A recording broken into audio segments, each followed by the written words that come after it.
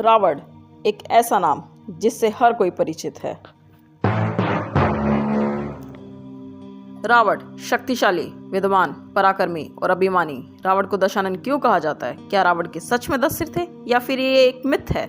आइए आज इस वीडियो के माध्यम से हम जानते हैं रावण के 10 सर का रहस्य अपनी दृष्टि से।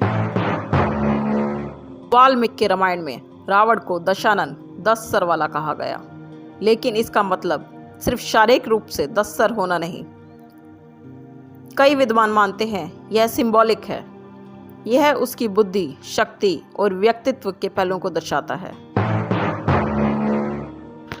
रावण के 10 सर केवल उसकी शक्तियों को नहीं बल्कि उसके मानव स्वभाव को भी दर्शाता है। ये 10 सर उसके गुणों और अवगुणों को प्रतीक है। काम, क्रोध, लोभ, मोह, मद, मात्सर्य, स्वार्थ, अन्याय, अहंकार, द्वेष। यह 10 सर हमें बताते हैं रावण कितना ज्ञानी होकर भी नकारात्मक भावनाओं से घिरा हुआ था।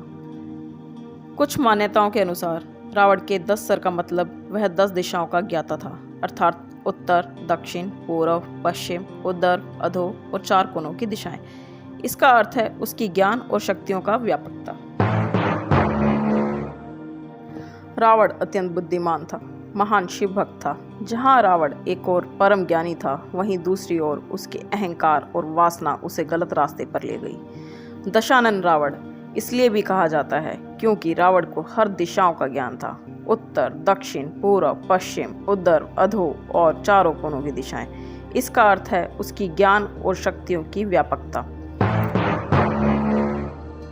रावण के 10 सर थे, अर्थात उसके पीछे उसके तेज दिमाग का तर्क दिया जाता है। 10 सर के बराबर रावण में बुद्धि और कौशल था। रावण में अत्यंत बल था। रावण लंका का नायक था। उसकी प्रजा खुशहाल थी। बीतते वक्त के साथ साथ रावण परम शक्तिशाली होने के बावजूद रावण में इच्छाएं जागने लगी। शक्ति से अहंकार ने जन्म लिया। दूसरों पर अत्याचार भी किए। परम ज्ञानी रावण की बुद्धि भोग विलास में जाने लगी। रावण एक शिव भक्त भी था और शिव का प्यारा भी। भगवान शिव से शक्तियां पाने के लिए तप किया, सच्चे मन से, सच्ची आस्था से। अगर भगवान से कुछ भी मांगे तो भगवान उसे निराश नहीं करते। शिव से मिली अपार शक्तियों से रावण के मन में अहंकार ने जन्म लिया। शक्ति इतनी थी कि उसके तप को सहन नहीं कर पाया। बुद्धि विवेकहीन हो गई और जो सब दिशाओं का ज्ञाता था, अब उसमें क्रोध ने जन्म लिया। काम वासना के अधीन हुआ, लोभी हुआ, पुत्र मोह में पड़ा, मद अर्थात शक्तियों का गर्व करने लगा, स्वार्थी बना, अन्यायी बना, अहंकारी हुआ और द्वेष को जन्म दे बैठा और सबको अंधकार की तरफ धकेल दिया और ऐसे एक महाज्ञानी राक्षस पूर्ण रूप से राक्षस बन गया।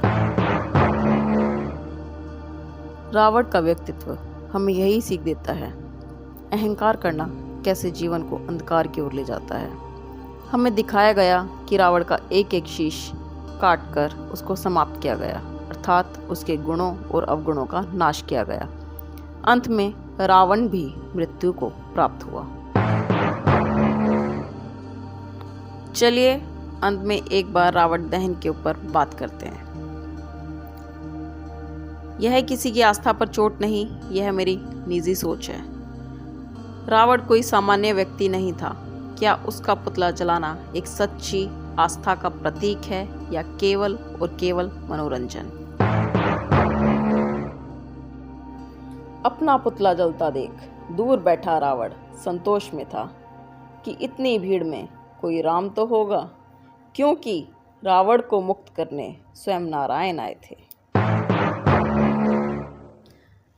क्या होगा पुतला जलाकर?